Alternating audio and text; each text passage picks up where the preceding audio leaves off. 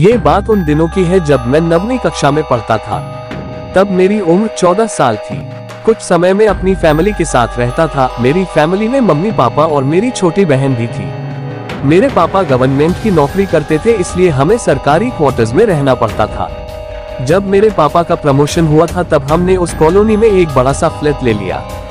उसके बाद हम नए फ्लैट में शिफ्ट हो गए। मैं बहुत ही खुश था क्योंकि मैं सोच रहा था कि मैं अपना एक अलग से कमरा लूंगा। पता नहीं क्यों जिस दिन से हम उस घर में रहने के लिए गए थे तब से मुझे उस घर में अजीबोगरीब बेचैनी महसूस हो रही थी। उस घर में मुझे देर से सोने की आदत थी क्योंकि हमारा टीवी चैनल वाला हर रात को एक नई फिल्म दिखाता था और मेरे मम्मी पापा और बहन दूसरे कमरे में जल्द सो जाते थे।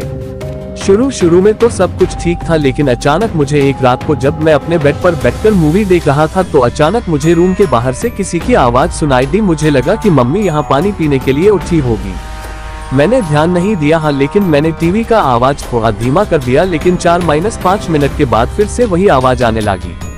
वह आवाज किसी औरत के चलने पर उसके पायल की आवाज आती हो, जैसे कि छन छन छन। बिल्कुल ऐसे ही आवाज आ रही थी।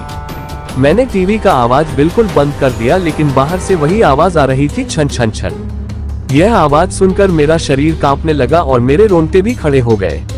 आवाज लगातार आ रही थी और 4-5 सेकंड के लिए सुनाई देती थी, उसके बाद बंद हो जाती थी। बाद में 3-4 मिनट के बाद फिर से छन छन छन, जैसे कि कोई भारी पायल पहनकर चल रही हो।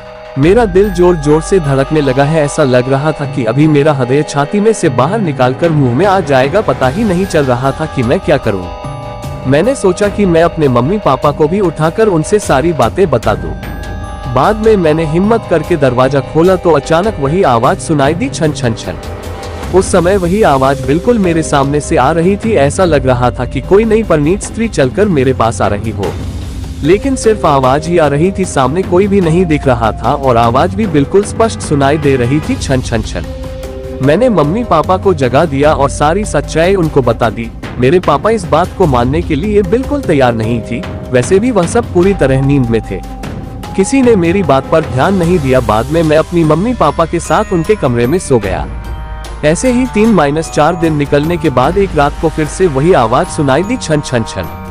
बाद में मुझे उस आवाज की आदत पड़ गई। आवाज आने का कोई भी समय नक्की नहीं था। कभी कभी वह आज 10 बजे या फिर 10:30 बजे भी आती थी, परंतु एक बात तो पक्की थी कि वह आवाज सिर्फ मुझे ही सुनाई दे रही थी और दूसरे किसी को भी नहीं।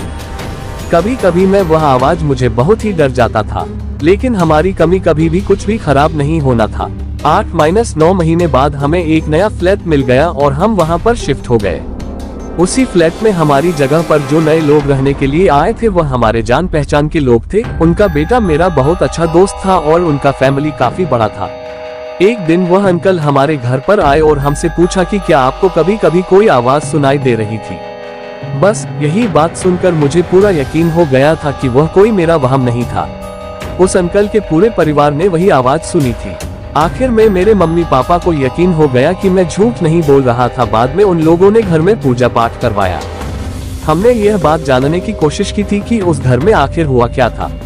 तब जाकर पता चला कि उस घर में एक नहीं बल्कि 6 आत्माएं रह रही है। उस बात को 14 वर्ष हो गए और अब मैं बड़ा हो गया।